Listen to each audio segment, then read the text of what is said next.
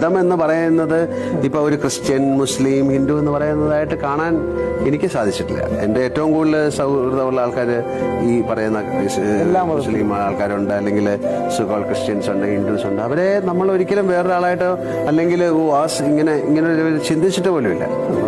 അത്തരം ഞാൻ നേരത്തെ പറയുന്നത് നമ്മുടെ ഒരു ഇവോൾവ് ചെയ്യുക അല്ലെങ്കിൽ ബുദ്ധി എന്ന് പറയുന്നതിനെ കൂടുതൽ സുന്ദരമാക്കി മാറ്റാൻ ശ്രമിച്ചാൽ ആൻസർ കിട്ടുമായിരിക്കും.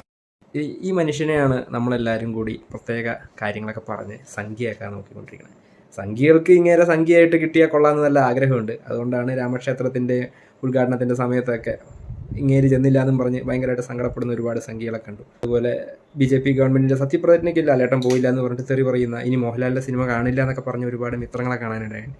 അങ്ങേരെ അങ്ങനെ ഒരു സോക്കോൾഡ് സംഖ്യയാണെങ്കിൽ ഈ വക സാധനങ്ങൾക്കൊക്കെ ഓടിച്ചാടിച്ചെന്ന് ജീവൻ കളഞ്ഞും ചെല്ലാനുള്ള സാധ്യതയുണ്ട്. അപ്പോൾ അതുകൊണ്ട് ലാലേട്ടനൊരു ഭീകരനായ ഒരു സംഖ്യ ഒന്നാണെന്ന് തോന്നുന്നു.